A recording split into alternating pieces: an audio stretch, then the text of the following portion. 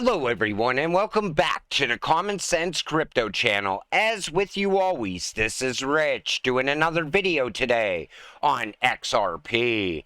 So I hope you're all having a wonderful day today wherever you are in this great world. We're going to talk about XRP, but I'm going to talk about everything else that's going on around crypto as well. So Citadel, Fidelity, Charles Schwab launched crypto exchange EDX Markets. According to the latest details from a press release, a new crypto exchange called EDX Markets hits the market with its official launch. Citadel, Fidelity, Charles Schwab, Sequoia Capital, Virtu Financial, and Paradigm have collaboratively launched a new digital asset platform. I could tell you right now, I'm never using this, period. And I could see exactly what's going on now. The SEC is clearing the way for institutions to get their hands into crypto. And that's exactly what's going on. And I'm really sick and tired of it. Because no matter what the latest technology is going to be, again, they have to pave the way for the big banks. And it's going to be tokenization. It's going to be AI. Any new technology that hasn't even been invented yet. The big banks are going to get their hands in there. But at the same time, they don't want the smaller banks touching crypto at all. And you know, that could fix a lot of the banking issues in this country.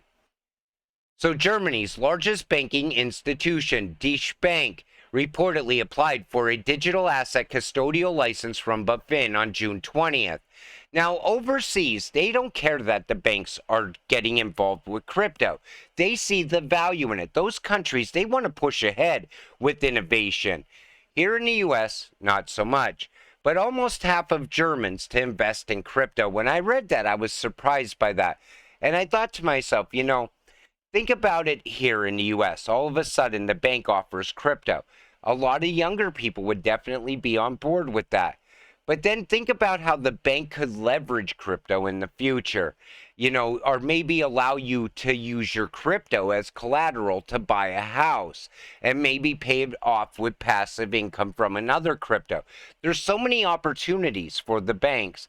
But again, they're missing out, and I don't think we've seen the last of consolidation around the banks. It's like we're in a pause right now, because I'll talk more about that at the end of this video. So Mastercard files a new trademark application signaling big plans for crypto and blockchain transactions. Of course, Mastercard and Visa is going to want to get on board with crypto. Think about all those new crypto cards they're going to be issuing in the future. And, you know, when people that don't even like crypto will be using crypto on a daily basis and not knowing it. That's how you know we're still early. But when you see people using crypto and not knowing it, that's when our time will truly come. By then, XRP will be skyrocketing in price. IMF announces single global digital currency and push to eliminate cash. So during a presentation at a conference in Morocco, IMF Managing Director Kristalina Georgieva announced a plan to introduce a universal central bank digital currency. The announcement comes as governments around the world seek to shift towards a cashless society and eliminate physical cash altogether.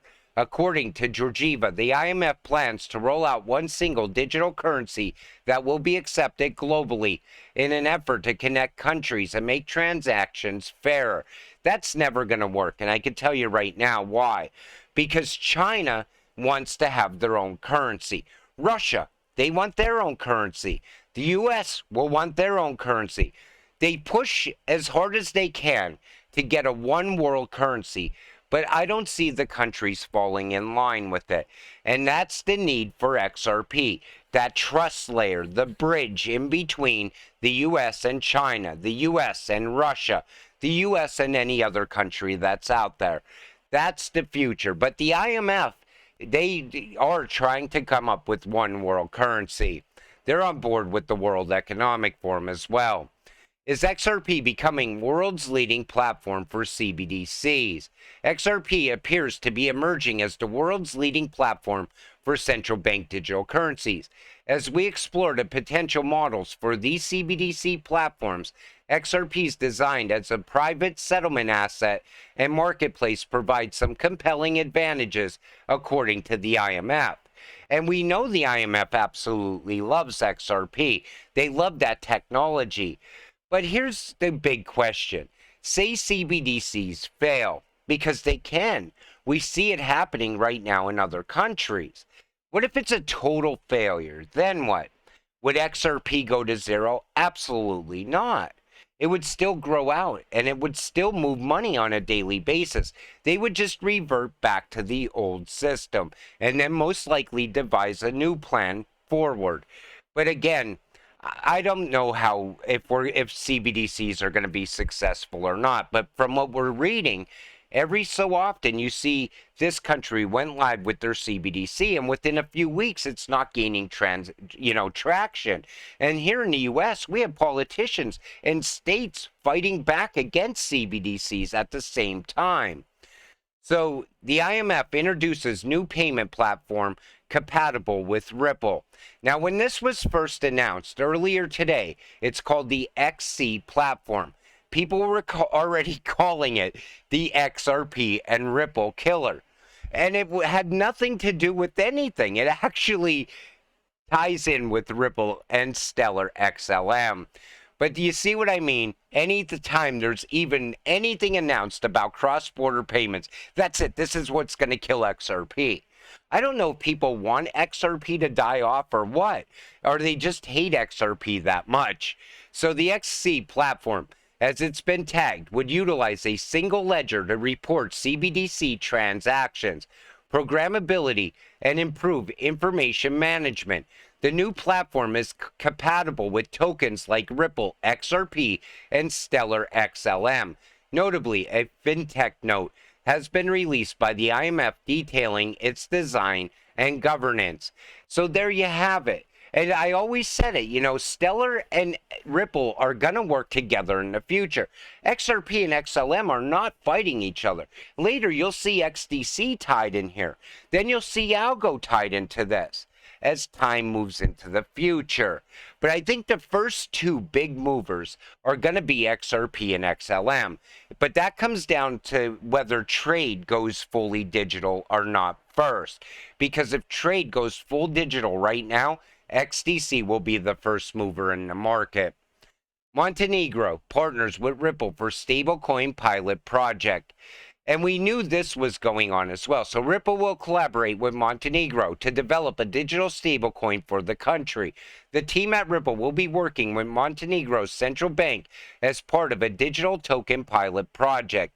And later, they will also utilize XRP for cross-border payments in the future. The U.S. Federal Reserve planned FedNow launch on July 1st, 2023 involves 3 Ripple-partnered banks, Finestra, Volante, and ACI worldwide. So once you see this, that it's supposed to happen on the 1st of July, your first thinking would be this case has to wrap up by then, because Ripple's going to be part of FedNow. Here's what I think it might very well happen, though. They delay FedNow.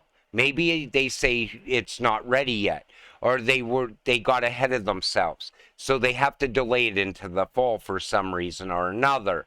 Because I don't think anybody else, I don't think all the countries are ready yet that they want to work with in the future.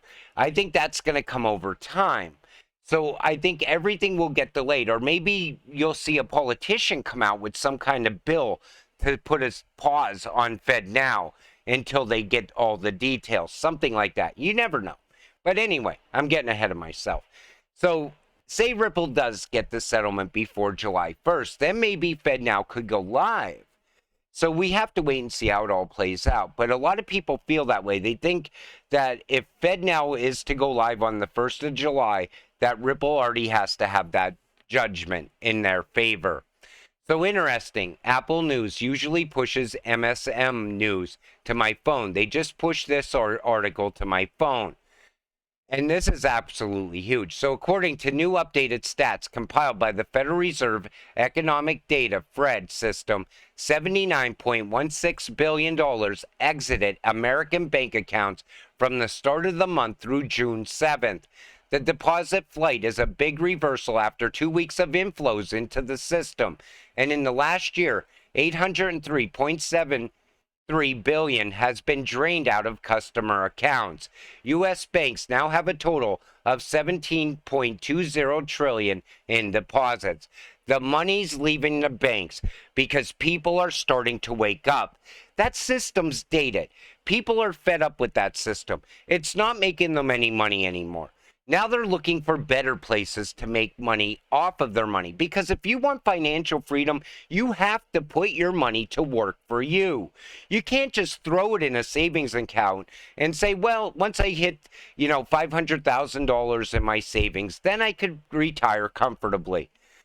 Most people can't say that. Most people will never get to $500,000 because life happens. But you know how you can get to $500,000? By investing in crypto. All of a sudden, this market takes off and you make a fat pile of cash. Where else do you get that opportunity? Nowhere. And that's why the money's leaving the banks. And again, if the banks maybe got involved with crypto, they could survive this. But it's not going to happen. Now, here's where we are. And I thought this list was great. I'm going to share it with all of you right now. This is all of what me and you survived so far. If you've been here since 2018, you survived that bear market. China banning crypto trading. India banning crypto. Tesla selling their Bitcoin. China banning mining. Luna, 3AC, Celsius, BlockFi, Voyager, FTX.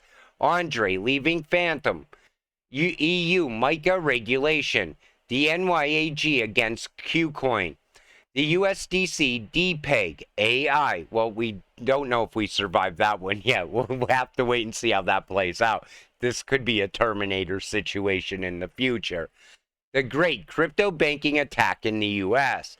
SEC versus Binance, SEC versus Coinbase, SEC versus Sol, ADA, Matic, and others. And Bitcoin is still trading at $27,000. We're not leaving. And it's honestly, if you survived up until now, you can survive anything. And what comes next is the great time.